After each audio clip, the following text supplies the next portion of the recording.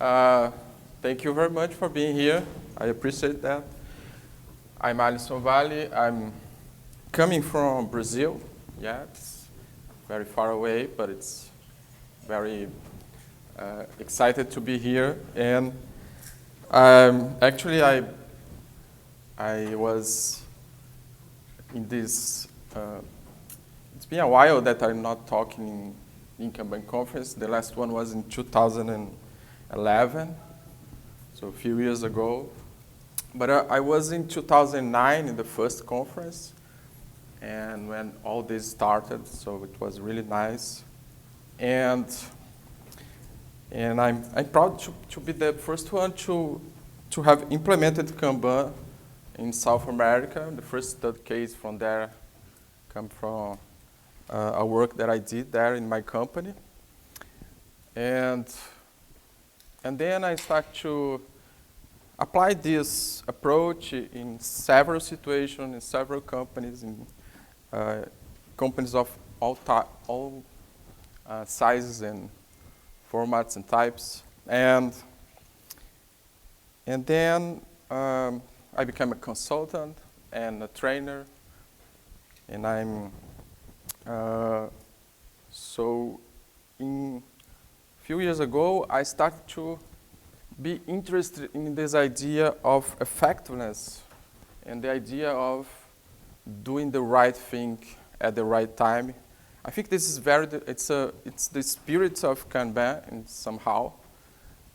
And today I want to present to you some concepts, some ideas that make this, I think it makes sense and can help you to understand what is behind the methods, and also what is, I think it helped, this articulation of the Kanban as effectiveness tool is helping a lot my clients, my students to define better goals, to design better work systems, and to also have better relations with customers and also with employees and so on. So I hope this would be interesting for you. Yeah, so let's start. So I'm going to start talking about this guy. It's Russell Wacoff, Dr. Russell Wacoff. I'm not sure if you heard about him. How many of you have heard about him? So a few people, just 4 or 5. He is a professor of management science, and he is a pioneer in systems thinking. He's very articulated in explaining problems in companies. I think I can't put him side by side with Peter Drucker, for example.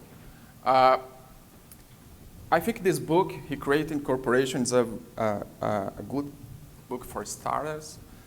And there are a lot of insights there. So I'm going to start to reading a quote for him. And this quote is going to be, I think, a warm-up for what comes after that. So he says that the performance of any system has 2 dimensions. The efficiency which does whatever it does, which is doing things right, and the effectiveness of what it does, so doing the right thing. Its value. So this should be taken together, because the writer will do the wrong thing, the wronger we become. It is better to do the right thing wrong than the wrong thing right. When you do the right thing wrong, we make a mistake that can be corrected. Hence, we learn how to be more effective. Put another way, it's better to aim at and miss the right thing than aim at and hit the wrong thing. Yeah, so we are going to start to compare these 2 concepts, doing the right thing and doing the thing right. And this is going to be all over the presentation. So to do that, I'm going to tell a story. And this story is going to be our background story that will help us to extract out the concepts that we need to understand. I'm going to talk about two approaches. And I'm going to do extreme in each one of these approaches. Because by offering two extreme approaches, different ones, we can highlight the differences and understand better the concepts. Okay, so let's start with this story. So once upon a time, a CEO, worried about signing a very expensive contract with a software development service provider, decides to run an experiment. He asks one of his managers to hire two different software service providers to solve exactly the same problem for the company. The idea is to experiment how the work goes with each one, so they can choose the one that will be hired to work with them in the long term. Okay, so the inventory system has several problems that is making the company lose money month by month. So they decided to start with that. The experiment ran for 3 months. So the two companies successfully completed the project. The manager has just sent the following summary report to the CEO. So this is the summary report with the final result. You have company A, let's call company A from now on. Both companies take 3 months to complete the project. Company A, total cost was $27,000. Company B was $35,000. Company A delivered a total of 48 features, and Company B, 27 features.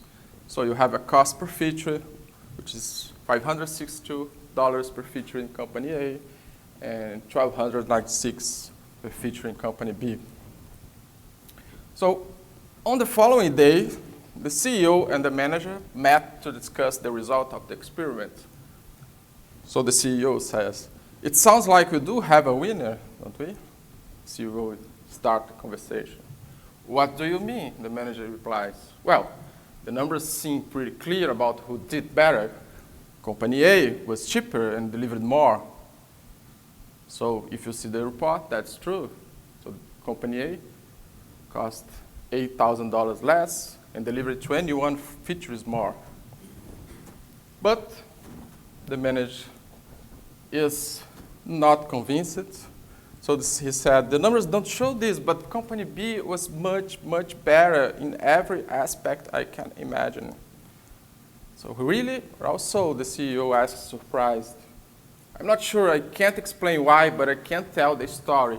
Maybe it will make sense for you." "Okay, go ahead," says the CEO. "Tell me how Company A started." So here we have a very interesting thing that is the ideas that I'm going to present here are not so easy to grasp. It's not so easy to articulate, to explain to other people. You have to live, you have to experience. And so that's why I'm using a story to make this clear for you. So how it started? Company A analysts came here in the first week of the project and interviewed me. They gathered a bunch of requirements and asked me for approval a few days after. I did approve them.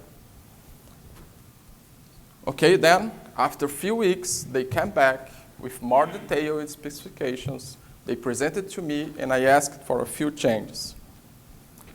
I approved all specifications. We signed the contract, and they got back to their offices to start the development phase of the project. So now you have a point of reflection here.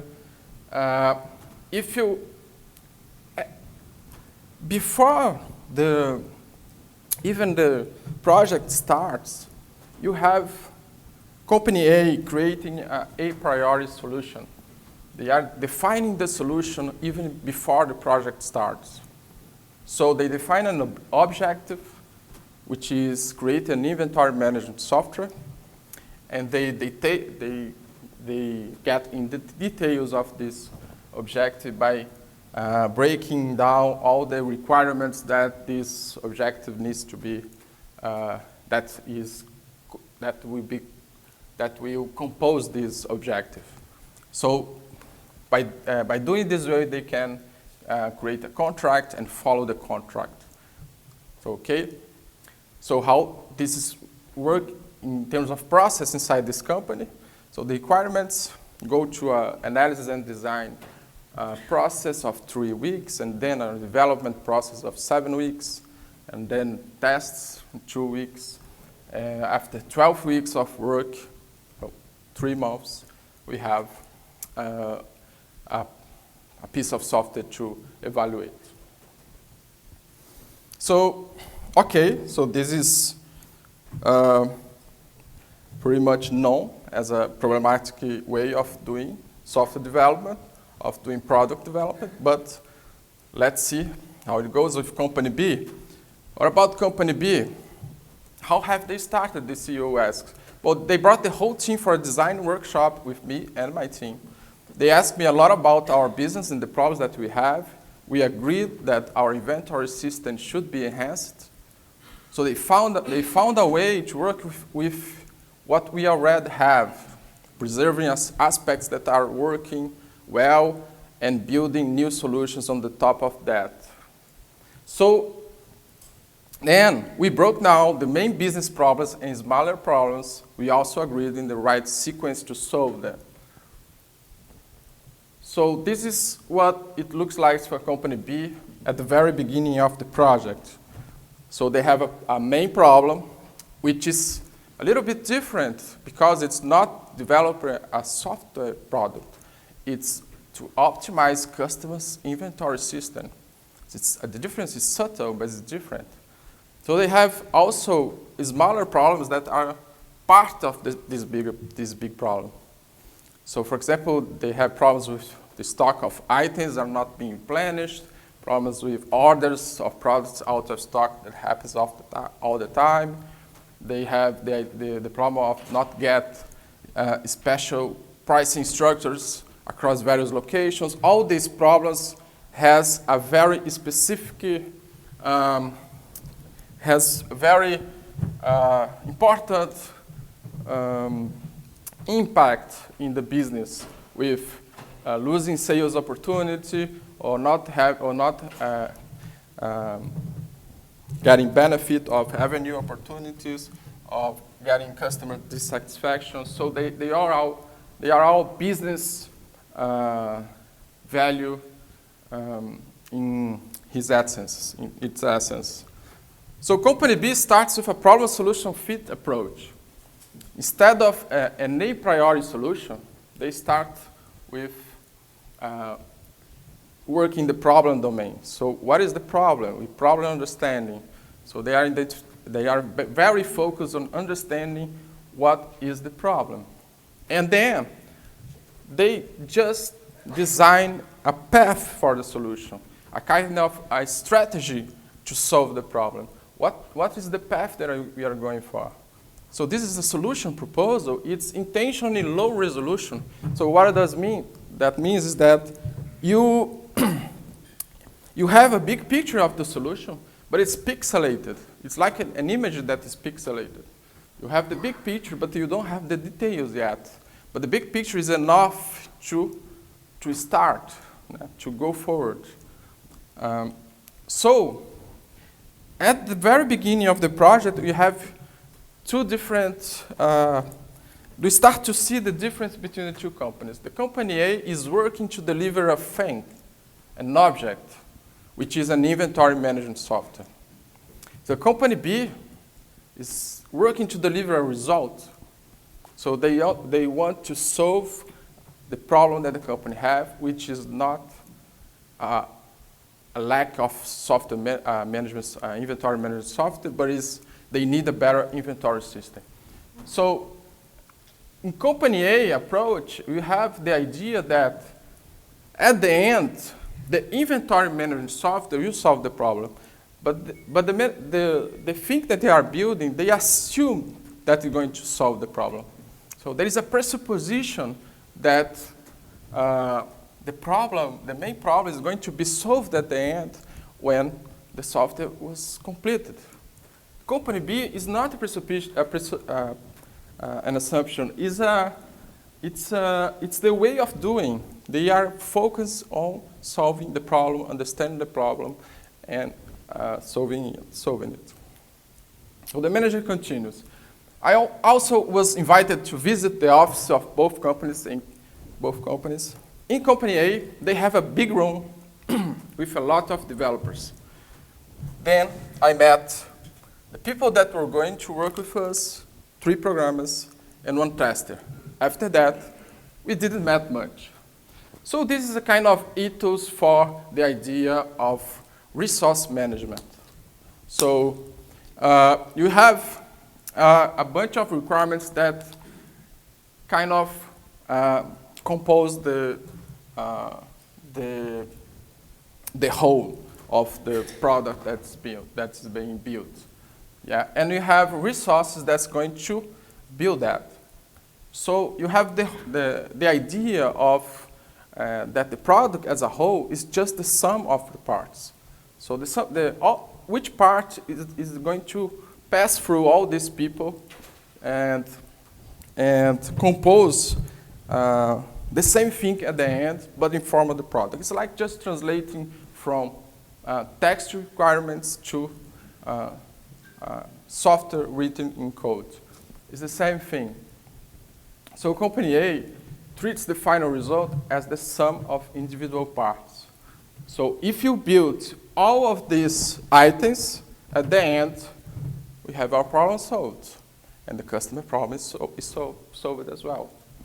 So, and because of that, and because of the whole way that this is structured, every person that is allocated to this project is treated as a resource. So you have an approach that is focused on managing the resources. In Company B, I saw, the manager continues. In Company B, I saw a totally different thing when he went to the office, says the manager. People are sitting and working together, exploring alternatives to solve the business problem that we've discussed earlier. It seems like a mission to them. They have this really awesome Kanban board, which was like a map showing all aspects of the work that should be done and what the team was doing as well. So it looks like that. So they are, notice that he said that they were sitting together exploring alternatives to solve the business problems. So what they are doing here, they are choosing between different options to move forward. They are not, the options were not predefined. Yeah. But the options that we have, you only can decide which option you're going to pursue at the moment that the options manifest itself, that the decision manifests itself. So you can't prepare, you can't define a priori way of dealing with these options. You need a different approach. Yeah. So in this case here, you see that the whole is not the sum of the parts, but the product of the interactions. Because it's the way that people is going to interact in the direction towards the solution of the problem. The interaction is going to, it is the element that's going to generate a better result in terms of problem solution. Yeah.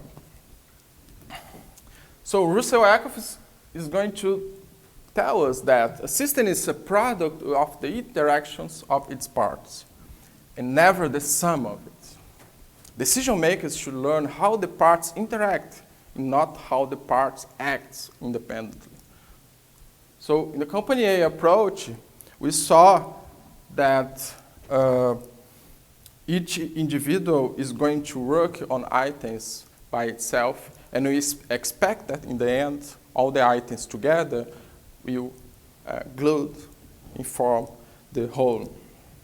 So Company A has now the idea that that thing that we are building is composed by parts. people work individually on each part, so those parts can be plugged together at the end.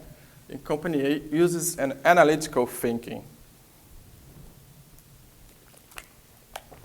Company B. For company B, the result is going to be related to how people interact to solve the problems towards the business goal. Company B uses a systemic thinking. Let's move on the story. So in company A, sorry, I'm using Portuguese here. In company A, each developer has his own list of requirements to build. They become specialized very quickly in the specific parts of the software they work on. So the production model of company A push forward the work among team members using this kind of a guideline, which is follow the process. There is a process that should be followed. This process was defined a priori. It was defined as the right way of doing things. So you have, the decisions are transferred from people to the process. Yeah, and the process assumes the whole responsibility for how the work should flow, for example. So what happens if you take a picture in the middle of the project is, as you push forward the work is being assigned to people, and this will form individual queues. So you have queues in the system, and the queues are allocated to people because they are resources, as you saw earlier. Company B has an interesting model, continues the manager. The team go after the work. Every time a team member finishes something, they seek on their Kanban board the right thing to do. They assign the work to themselves based on the need to reach the goal. So you have a different approach here, which is every time I have to decide, or every time I finish something that I'm doing, the next step is I'm going to look for what is next. And to look for implies that I need to choose. If I need to choose, there is a right thing to choose. So, and the information that you need to choose the right thing, it's only available at this very specific moment. You can't have this information about what to do before in the a priori process. Yeah. They also have a regular meeting in front of the board to validate such decisions. So they have a tactical coordination. That's the term that I use to describe the Kanban meeting in front of the board, because it's about how you coordinate the team coordinates itself in tactical terms. So it's like a basketball coach that calls the team and use that small board to plan the next move. So this is what they are doing. They are planning the next move. And the next move implies that the team is validating the decisions that they made when they choose what to do before, or they are choosing that at this point. So you have also a moment of discovering the right thing to do in the tactical coordination meeting. Company B also has a system that prevents overproduction, says the manager. The work is not pushed towards them, but pulled as soon as capacity becomes available. That's the trigger for a new search for the right thing to do in the current system. So I just explained that. So a new search for the right thing happens when companies B team members pull work items in order to make them flow. So when I finish something, I have options to explore. So another difference between company A approach and company B approach, in company A approach, people are resources. The work is assigned to them, and they do what they are told to do. They all have their own personal queue. And in company B, people are problem solvers. They help to define the solution and go after the work that is the right work to do at the time. The queues are in the system and are intentionally managed. So during the project, I realized that Company A had too much trouble to end things. Continues our story manager saying. 80% of the work was finished only in the last quarter of the project. Some of the work was delayed or never finished. So why does that happen? So because the work is not getting out, because as the queues are being formed, the time they spend too much time waiting for someone to act on it, and this creates a lot of hypotheses of what should be done with that, and anyway, so the chance, so the probability that problems will happen when you take too much time to deal with a topic or with a piece of work is very high. So the work is going to be circling around all the handoffs that these people are doing, and in a very slow pace until they get the end. So that's why I think the work never takes too long to get out. So Company B works with a date constraint that creates a sense of urgency and limits the expansion of the solution scope. The sense of urgency and limits the expansion of the solution scope. The team is working together to solve small problems that will become shared goals with viable deadlines. So what you have here is a small problem. It takes a business problem that takes kind of 2 weeks, 3 weeks, 15 days, or something like that to develop. And this is a shared goal for this team. So they are working towards this. And this makes all the difference.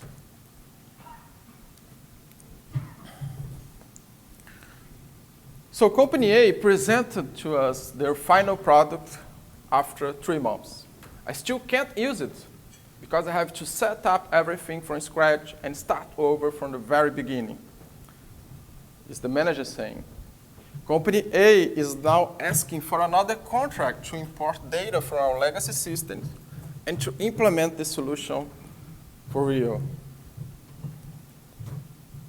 On the other hand, Company B's solution is already working. They consider all legacy systems since the beginning because they were focused on the problem. They are not focused on developing a thing. For example, the legacy systems are part of the problem. The dates that should be built is part of the problem. So you have a lot of constraints for the solution of the problem. Few weeks after the project starts, we already had solved our problem with stock replenishment, for example. Now, all of our main issues with inventory are in a much better situation. So that's, I think, it's what the CEO wants to hear. So Company A has something very, very related to how you build a machine.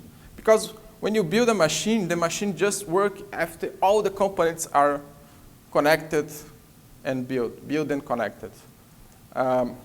So the purpose of the work is going to be fulfilled only at the end of the project. Because the analytical thinking, because the idea that the final product is the sum of its parts. In case of the Company B, the purpose of the work is being fulfilled during the development process. So during the development, the product is already generating value. It's already fulfilling its purpose. So customer can cash out their investments as we solve each of the business problems. So there is an ethos in Company A. It's like a philosophy that you can extract out of this story. They follow specifications and a priori solutions. They follow a specific process. People are resources and focus on utilization. They need to work fast. Execution time is more important. And they need to produce more. And also they need to get it all done. So all these aspects of company A ethos can be related now to company B ethos. So instead of follow a specification and a priori solution, company B establish a problem and pursue the solution as a shared goal. Instead of follow the process, company B design the process that best respond to the need of fast feedback. Instead of people are resources, which is kind of meaningless in terms of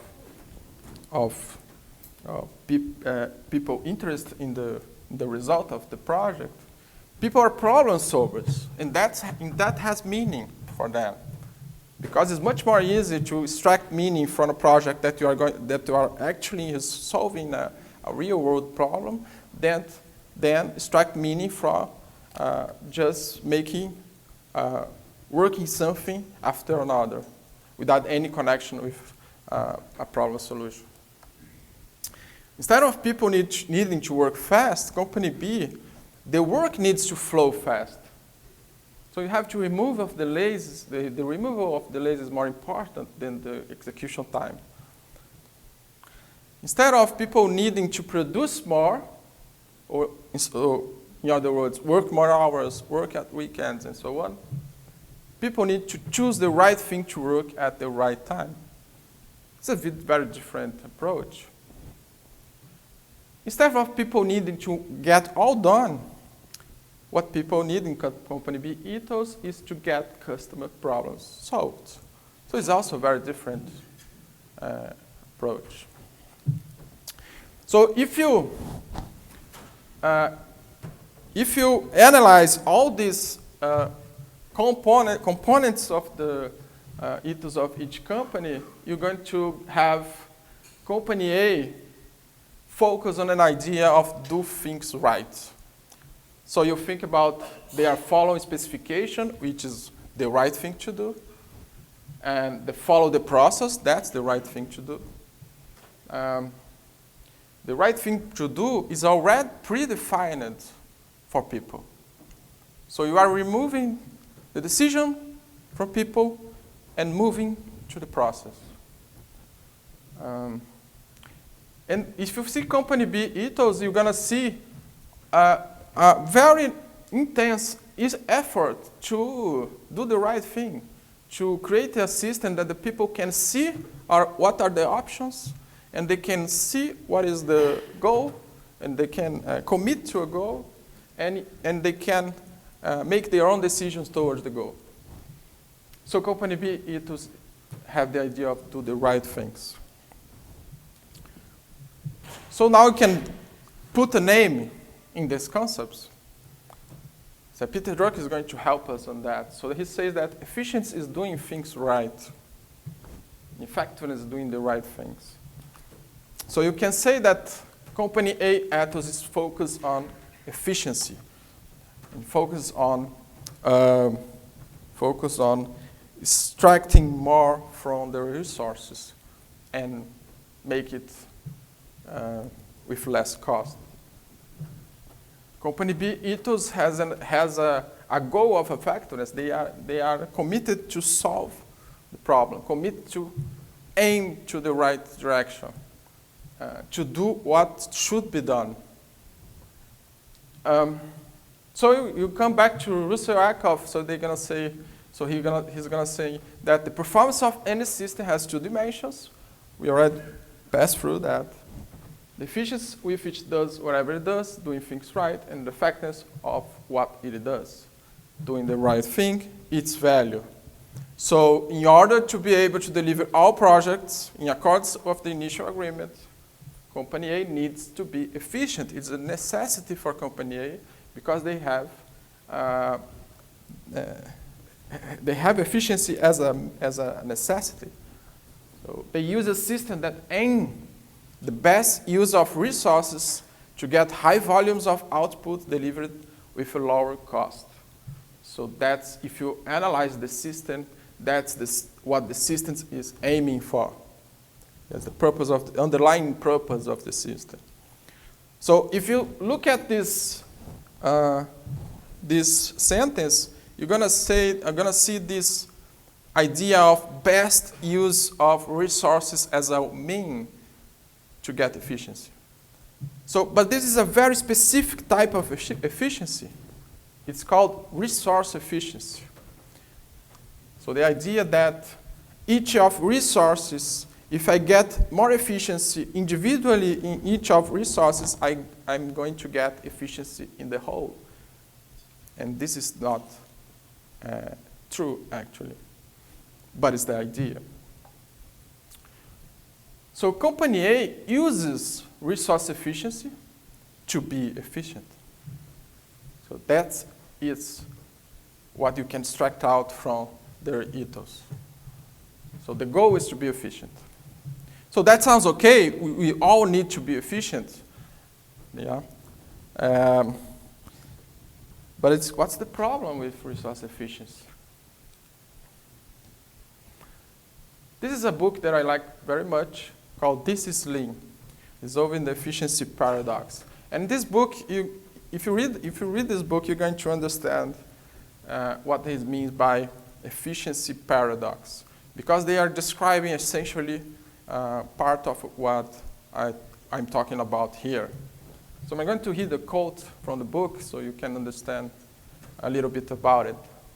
So there is a negative effect of focusing too much in resource efficiency. These negative effects create new needs that demand a lot of additional resources, work and effort that would not be necessary in a flow-efficient organization. The paradox is that a greater focus on utilizing resources efficiently lends to increase the amount of work that is to do. We believe we are utilizing our resources efficiently, but we are actually being inefficient, since much of that utilization comes from non-value adding activities. So this is how it describes the paradox. Because we are trying to be efficient, we are using a tool for that.